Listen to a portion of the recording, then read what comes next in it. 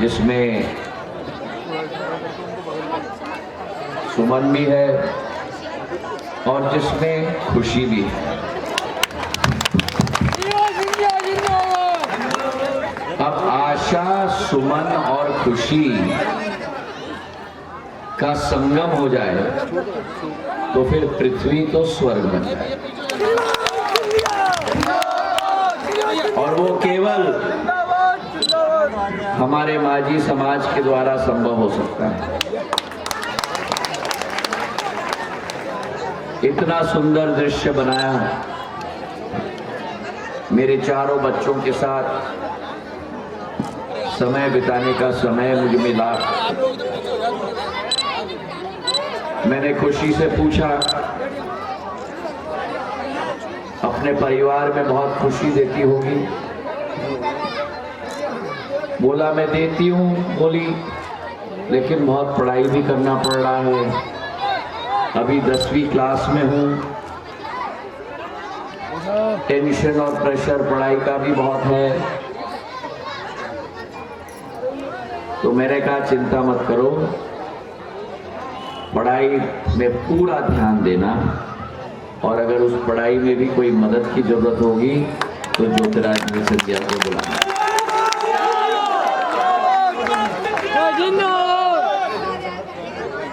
बचपन में पढ़ाई के आधार पर ही अपना भविष्य हम लोग बना सकते हैं।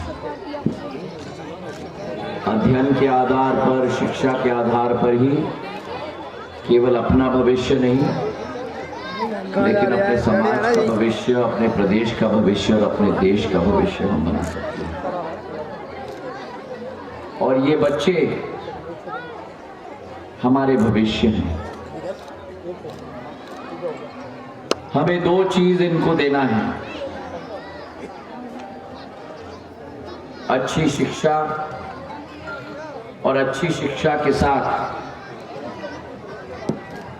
माता के लक्षण, सिद्धांत और मूल्य जो मेरे माताएं हमारे घर के बच्चों में अपने परवरिश के आधार पर देते हैं।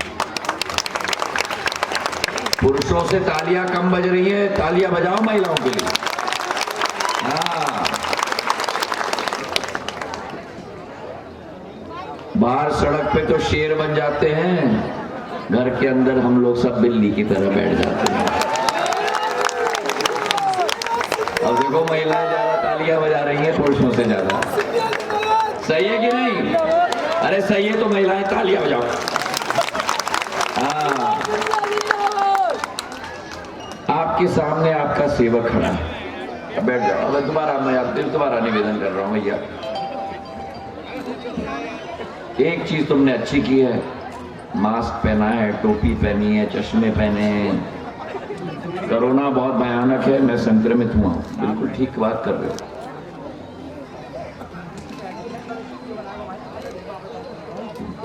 तो जो मैं कह रहा था, आपके सामने आपका सेवक खड़ा है। जब से इसने होश संभाला है, ये सड़क पर रहा है, आपकी लड़ाई लड़ी है, और ग्वालियर का झंडा सदैव बुलंद करने की कोशिश की। ये प्रद्युम्न तोमर आप लोगों के लिए और मेरे लिए कोई मंत्री नहीं है। ये प्रद्युम्न तोमर आपके लिए और मेरे लिए कोई बड़ा नेता नहीं है। ये प्रद्युम्न तोमर आपके घर का बच्चा है, आपका भाई है, आपके माटी का सपूत है। मैंने जिंदगी में बहुत कम ऐसे राजनेताओं को देखा है जो जनता के कठिनाई के लिए कैबिनेट मंत्री बनने के बाद भी सड़क पर धरना देने के लिए तैयार होता है। बहुत कम सेवक देखे हैं जो जब नाली गंदा हो तो गंदी नाली में कूदने के लिए म्युनिसिपल कॉर्पोरेशन के कर्मचारी के पहले ये कैबिनेट मंत्री कूदता है साफ करने के लिए। साधारण तौर पर जब कोई व्यक्ति बढ़ता जाता है तो उसका अहंकार और बढ़ता जाता है, पर ये आपका बच्चा प्रदुम्न जैसे बढ़ता जा रहा है वैसे ज्यादा ही ये जमीन के साथ और आपके साथ जुड़ता हुआ जा रहा है।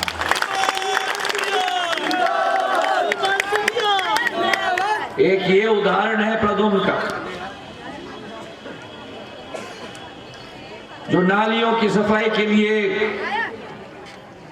नाली में कूद जाता है, आपकी मांग के लिए सड़क पे धरना देने के लिए तैयार हो जाता है। और एक और उदाहरण है हमारे पास, बहुत बड़े उद्योगपति कमलनाथ जी का, जो झिझकते नहीं, महिला की बेइज्जती करने में झिझकते नहीं, नाम अपनी पूर्व कैबिनेट मंत्री का भूल जाते हैं, ले नहीं पाते और महिला को कहते हैं आइटम है आइटम। यही सोच विचारधारा है उस पूर्व मुख्यमंत्री का मेरी महिलाओं के प्रति, मेरे भाई और बहनों। जो हमारे संस्कृति में लिखा गया है कि यत्र नारायस्तु पूजन्ते तत्र रमन्ते। ओ खुशी खुशी खुशी, ओ खुशी, ओ खुशी, बैठो और मेरी बात सुनो। मेरी आंखें बड़ी तेज हैं, जैसे तुम्हारे टीचर की आंखें होती हैं जब तुम किताब नहीं पढ़ती ना, वैसे मेरी भी आंखें हैं। यत्र नारायस्तु पूजन्ते तत्र रमन्ते देवता, कि जहां नारियों का सम्मान होता है वहीं देवता विराजते हैं।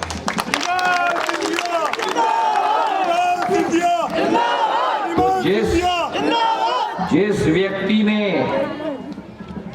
आपकी घर की बेटी, इमरती ग्वालियर की बेटी है, आपकी बेटी है, आपकी बहन है, जिस परदेसी ने आकर ग्वालियर के अंदर आपकी बेटी की बेइज्जती की है, जिस परदेसी ने बाहर से आकर बैटरी दलित समाज की बेइज्जती की है, महिलाओं को और दलित समाज को, उस परदेसी और परदेसी पार्टी को मुंह तोड़ जवाब 3 नवंबर को देना होगा मेरे भाई और बहनों। और देखो गलती सबसे होती है। भगवान ने मनुष्य को पृथ्वी पर भेजा है ताकि गलती करने के बाद व्यक्ति सीख पाए और दोबारा उसकी गलती ना हो। और माफी मांगने से व्यक्ति छोटा नहीं होता, माफी मांगने से व्यक्ति का कद और बड़ा हो जाता है। पर कमलनाथ जी, जब उनके पार्टी के पूर्व अध्यक्ष राहुल गांधी भी कहते हैं कि यह आपत्तिजनक टिप्पणी आपने की है, कमलनाथ जी अपने पूर्व अध्यक्ष को कहते हैं भाड़ में जाओ, मैं तुम्हारी बात नहीं सुनने वाला, मैंने जो कहा उस पे मैं कायम हूं। यह अहंकार है इस व्यक्ति का। और 25 तारीख को मेरे भाई और बहनों, क्या है 25 तारीख को? बोलो क्या है? और दशहरा पर सत्य की जीत होती है और बुराई की हार होती है मेरे भाइयों। जिस व्यक्ति में इतनी अहंकार कि महिला से माफी न मांग पाए, जिस व्यक्ति में इतना अहंकार कि दलितों पर ऐसे शब्दों का इस्तेमाल किया जाए कि आइटम है, अजय सिंह कहता है कि इमरती को जलेबी बनाना है। ये दलितों का अपमान नहीं, महिलाओं का अपमान नहीं है तो क्या है? मैं पूछना चाहता हूं मेरे भाई। मैं अपील करता हूं ग्वालियर चंबल के सभी महिलाओं से, मैं अपील करता हूं ग्वालियर चंबल संभाग के सभी अनुसूचित जाति समाज के मेरे भाई और बहनों से कि इसका जवाब कमलनाथ और अजय सिंह को 3 तारीख को कमल के फूल के बटन को दबा कर देना, ताकि इनका मुंह सदैव के लिए बंद हो जाए।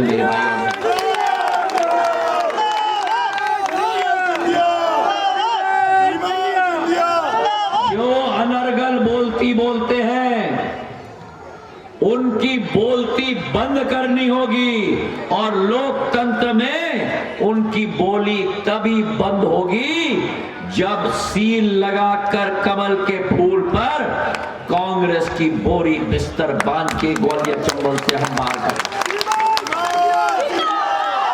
आज प्रदुम्न ने आपके लिए इस क्षेत्र के विकास कार्य किए हैं। ये बहुत झगड़ता है मेरे से आपके विकास के लिए, आपके प्रगति के लिए। ये बहुत झगड़ता है शिवराज सिंह जी से आपके विकास के लिए, आपके प्रगति के लिए और आपके विकास और प्रगति के लिए इस प्रद्युम्न सिंह तोमर ने अपनी विधायकी क्या, अपनी मंत्री पदवी कुर्बानी दे दी। मेरे भाइयों और बहनों, मैं आपसे पूछना चाहता हूं, कौन नेता आपको इस प्रदेश में नहीं, कौन सा नेता आपको इस देश में मिलेगा जो 15 साल बाद जिसकी सरकार बने, जो जीवन में पहली बार कैबिनेट का मंत्री बने और जब वो देखे कि ग्वालियर की बेइज्जती की जा रही है, ग्वालियर के साथ नाइंसाफी की जा रही है, बेबक रूप से अपना विधायकी क्या, अपना मंत्री पद भी त्याग कर दे। ये आपका हमारा सौभाग्य है कि हमारे पास ऐसा योद्धा है, योद्धा। और ये कमलनाथ और कांग्रेसी इस योद्धा को कहते हैं गद्दार है, ज्योतिरादित्य सिंधिया को कहते हैं गद्दार है। अरे कांग्रेसियों सुन लो, कमलनाथ जी और दिग्विजय सिंह जी, आपने किसानों के साथ, आपने महिलाओं के साथ, आपने नौजवानों के साथ गद्दारी की है और ज्योतिरादित्य सिंधिया ने आपको धूल चटाया है। सही किया कि नहीं? सही किया कि नहीं? सही किया कि नहीं? ऊपर तक बोलो मुझे। अगर सही किया तो जैसे प्रजातंत्र में ना, जब कोई विधेयक बनता है तो विधेयक का मसौदा बनता है और विधेयक का मसौदा संसद या विधानसभा में डाला जाता है पटल पर, और विधेयक के मसौदे पर हर विधायक या सांसद अपना सील लगाता है। तो अगर जो विधेयक मैंने आपके लिए विकास और प्रगति का पेश किया है, आपके खुददार, आपके सेवक और आपका बलिदान देने वाला योद्धा को आपकी आशीर्वाद की जरूरत है, तो 3 तारीख को उस विधेयक पर अपना सील लगाना और प्रद्युम्न सिंह तोमर को दोबारा प्रजातंत्र के मंदिर में भेजना। 5 महीने के अंदर पूरे ग्वालियर के लिए सीवेज ट्रीटमेंट प्लांट 94 करोड़ रुपए का स्वीकृत करवाया इसने मुझसे और शिवराज सिंह जी से। तालियों की गड़गड़ाहट से अनेक योजनाएं स्वीकृत करवाई हैं। स्वर्ण रेखा नाले पर पूरे शहर में एलिवेटेड रोड बनेगा और हमारा ग्वालियर जयपुर और बेंगलोर की तरह शहर बनेगा, ये विश्वास मैं आपको दिलाता हूँ। गरीबों की लड़ाई लड़ी है, जेसी मिल्स के कर्मचारियों के लिए घर दिलवाना, पट्टा दिलवाना, इनकी लड़ाई थी जो शिवराज सिंह जी और हमने मिलकर मंजूरी दी है। ग्वालियर के विकास के द्वार आज खुले हैं शिवराज सिंह जी के शासन के द्वारा। 37 लाख गरीबों को 1 रुपया पर राशन दिलवाया है, तो कमलनाथ ने नहीं, शिवराज सिंह चौहान ने दिलवाया है। हर महिला के लिए नरेंद्र मोदी की सरकार ने 3 महीने मुफ्त में गैस का सिलेंडर दिलवाया है। ये गरीबों की सरकार है, ये सर्वहारा वर्ग की सरकार है, ये किसानों की सरकार है। और एक बार आखिरी में कहना चाहता हूं मेरे समाज के मेरे वासियों कि ये चुनाव प्रद्युम्न सिंह तोमर का चुनाव नहीं। आप ये समझ लेना कि आपका घर का चिराग ज्योतिरादित्य सिंधिया ये चुनाव लड़ रहा है। ये ग्वालियर चंबल संभाग की आन बान और शान का मुद्दा है। अगर मेरे साथ सहमत हो तो हाथ उठाकर मुट्ठी बांधकर मुझे विश्वास दिलवाओ कि एक एक वोट आशीर्वाद के रूप में प्रद्युम्न सिंह तोमर जी को आप दोगे और आपके बच्चे को विधानसभा में भेजकर ग्वालियर के विकास के मार्ग को प्रशस्त करवाओगे। मांझी समाज का जो प्रस्ताव रखा है केशव जी ने, चुनाव के बाद बैठकर जो भी कार्रवाई करने की है शिवराज सिंह जी के पास मैं इनको ले जाऊंगा। सरकार के द्वारा जो भी संभव कार्य है हम लोग कराने की कोशिश करेंगे। धन्यवाद।